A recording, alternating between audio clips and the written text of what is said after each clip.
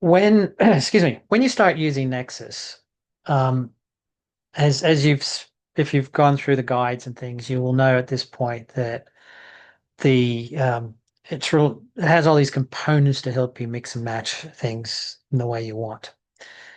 This page is a list of those components, and there's probably more over time that we build, but this covers most things. So I just want to give you an overview of I don't want to go through these one by one, so I'm just going to kind of go through them in terms of categories. So this one is definitely in it will be the most used by everybody. And this allows you to mix and match your signals both through and or functions, NAND or inverters and stuff. And there's a whole um, there's a whole video on that. Um, I don't really have this allows you to take inputs that may not be in a true false or yes, no, or it's there, not there type fashion, like levels, and convert them into a true false signal. Most of these others kind of do stuff like that already. So this, for the most part, is probably rarely, if ever, be used. There's a video on this, and it just allows you to do with signals where you want this signal to follow this signal by some amount of bars or something like that. Um, this is to do with direction. You see there's a bunch of them to do with direction. You can go ahead and read the descriptions on those. This is allows you to take something and just create a pulse, right? So if something's changed, it'll pick up the change and say, hey, something changed, and then go back down to nominal status.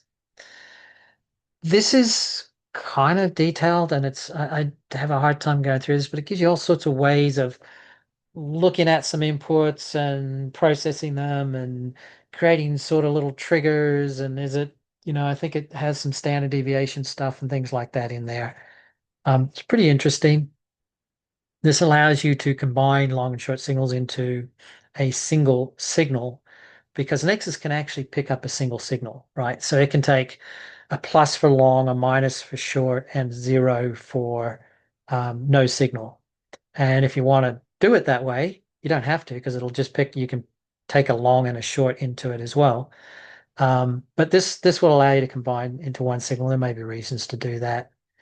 MA Insights, it's kind of a neat thing. It kind of gives you all the outputs of a MACD, but instead of just having the normal MACD inputs, you can actually pick up external signals and then see what it generates and pick up some rules from it and generate some signals from it and stuff like that. It's actually quite complicated and interesting in some ways.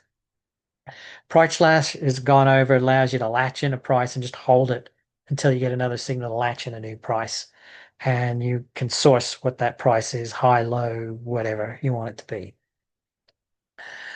Price relations, take two numbers, compare them, is one higher than the other, etc. And you just get output space like that. Um, yep, so all sorts of things to do with direction and price range. This one is actually pretty interesting. I should mention that a little bit. Imagine you have two ranges of price, not two prices, but two ranges, like two candles or something, but maybe bars with a high low if you ignore the wicks. One can be inside the other one can be outside the other, engulfing the other one can be overlapping but higher, overlapping but lower, or one can be completely below or above. All of these things are possible between two ranges. This allows you to pick all of that up and decide which of those conditions you want to act on. It's pretty interesting. It's kind of like price relations, but for ranges. In fact, it is. It's price relations. It is exactly that, not kind of. Uh, this is kind of a small version of what is done by a lot of other things already, right? It'll just, if two signals line up, bang, here's your output. Kind of the and or kind of overtakes that. It's a far more sophisticated tool. Um, so you probably never need to use it. Signal delay, I kind of talk about that when I'm talking about the third. No, when I'm talking about in the workarounds and things. Um, it's a way you could take one signal and just hold it back for a little while. Maybe you want to sync it up with another signal, like you might want to delay it like 5 bars or something, as if so it aligns with another signal in some way. And it's pretty simple. Exactly what it says. It'll give you some stats. Maybe you care, maybe you don't. Nexus itself is going to give you profit and loss. So Do you really care about stats? Maybe, maybe not. It might be a quickie look at something to see if you want to dig further into it or not. Signal to candle, it's kind of like price relations, but it's a signal like anything you bring in compared to candle. Right, so that's different to price relation. It's a relation between a candle and a number instead of two numbers. So, and obviously then it's high, low, the candle and all that stuff, I imagine.